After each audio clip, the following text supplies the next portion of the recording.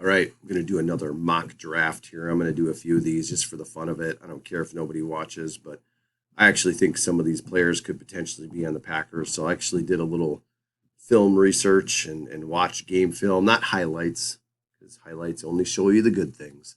So I try to find actual game film of multiple draft picks and just getting started in it. So, but looking at these players, they possess some things that at least from my perspective, potentially could be kind of players you'd want on your Packer roster. And that's based off of, again, what we can see from the outside and making assumptions.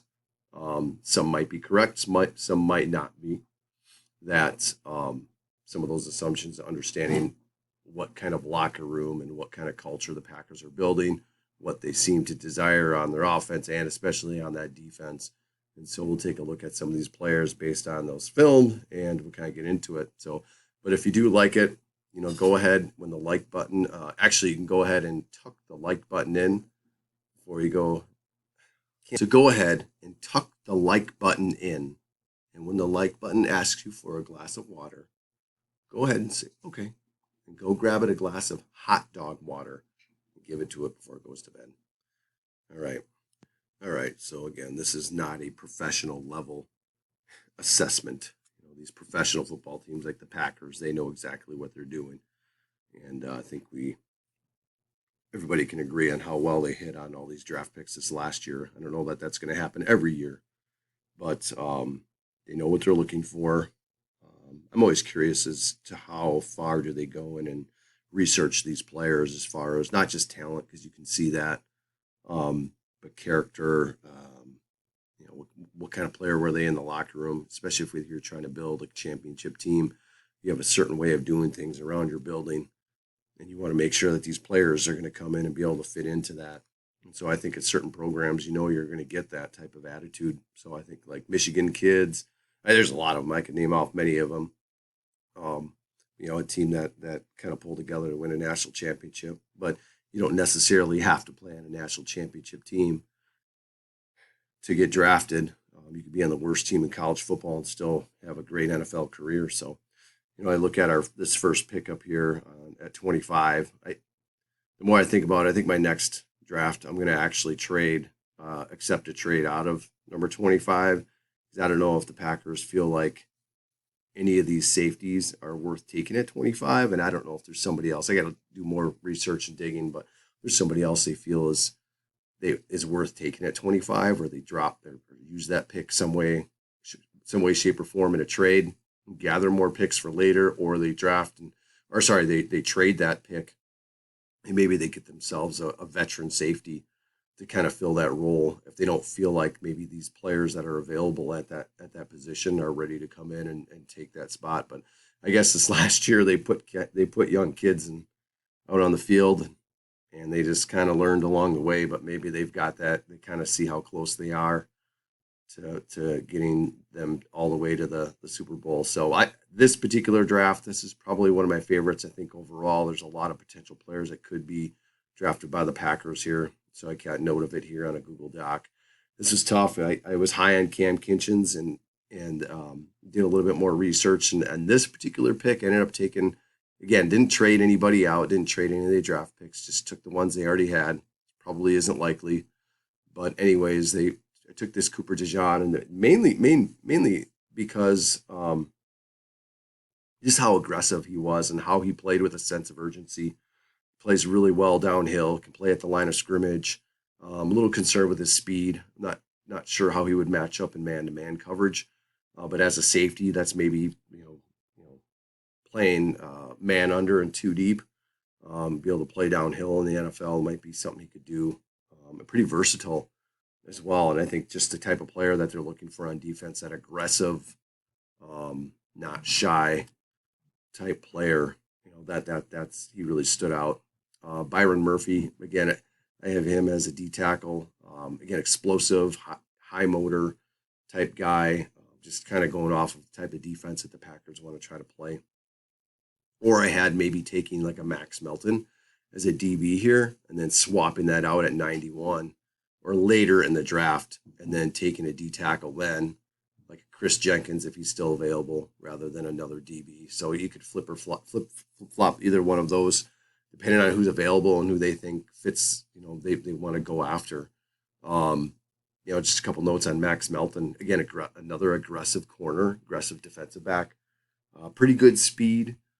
And again, plays with that sense of urgency and that kind of that passion and is physical. I think that's what they're looking for.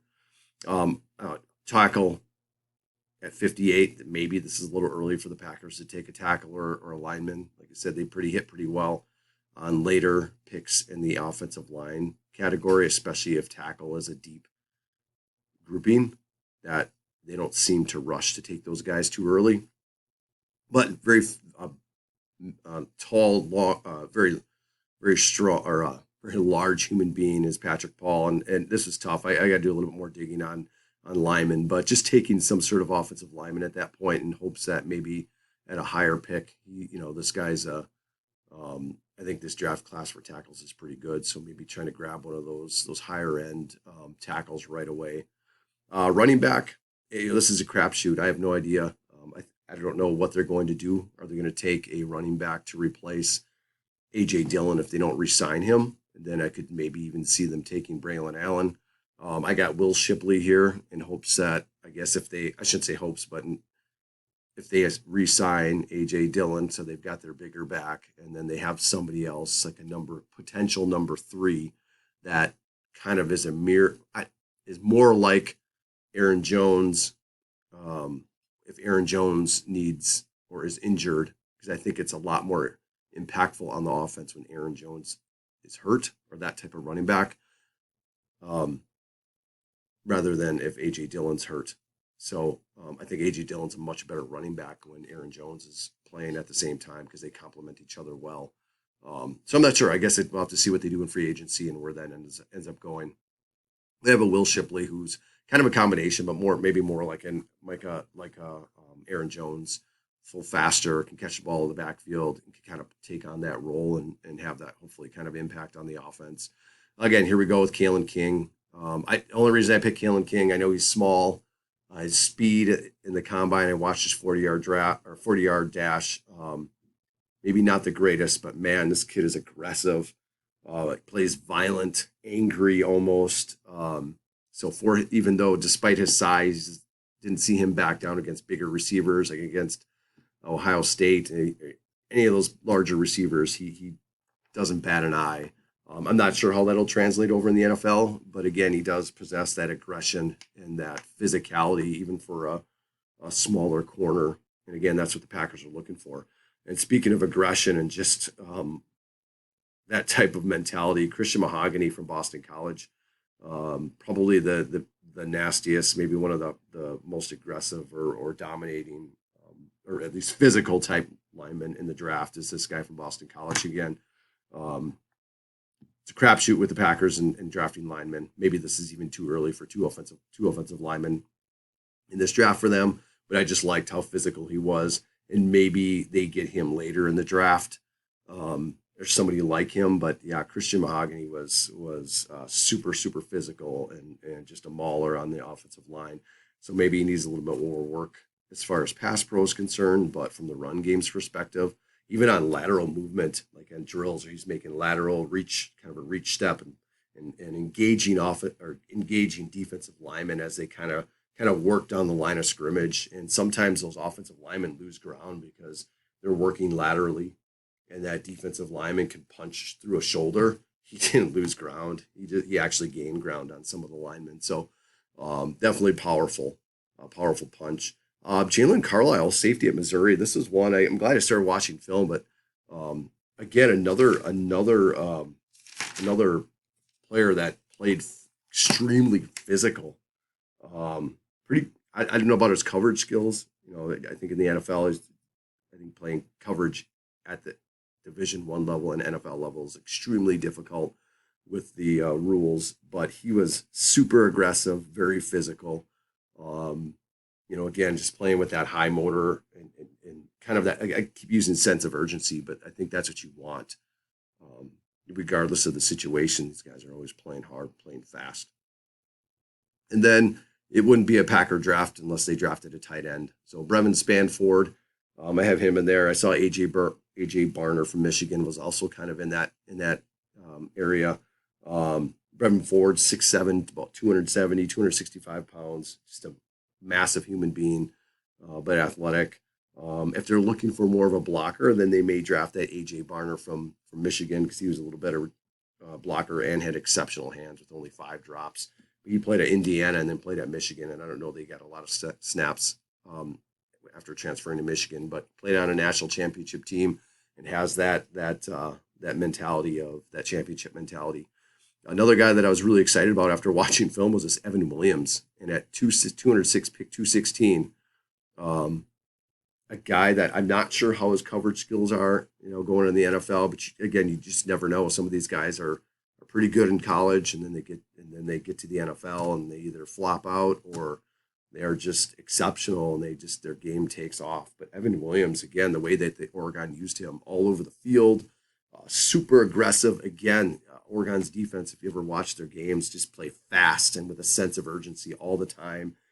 They're physical, just lots of tenacity. And again, another guy that can play at the line of scrimmage as a safety.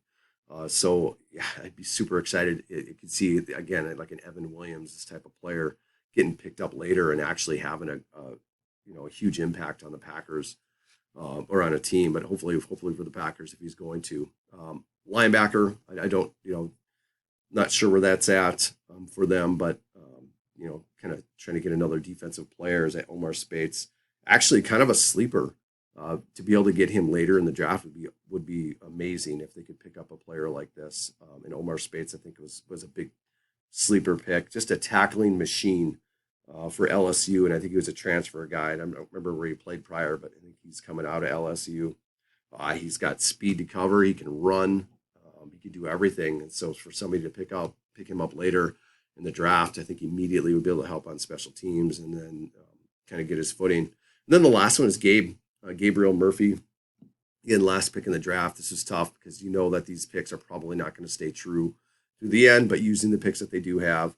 And actually, this guy, again, another special teamer, maybe in the NFL to help out right away, but potentially could be a situational pass rusher if needed because he's got some pretty good and not bad in the run game. And watching the few clips I could find on him, he's a great job using his hands and just kind of has that relentless motor, which most of these elite pass rushers need to have.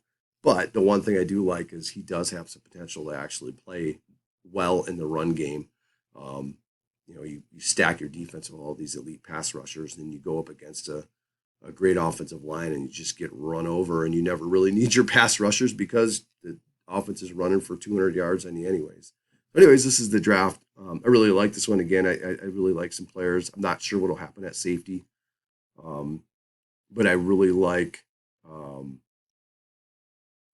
this Jalen Carlisle and Evan Williams at safety, just because their physicality, especially Evan Williams, how they used him, and Omar Spates. I'm super excited. I hope he can Packers see that and find that. I'm curious to see what they do at running back and what they do with offensive line. So again, I may have picked my offensive lineman a little bit too early, but we'll see. I'm going to do another one. I'm going to actually trade out of this first pick in my next one, and we'll kind of see what happens and kind of play with that just for fun. So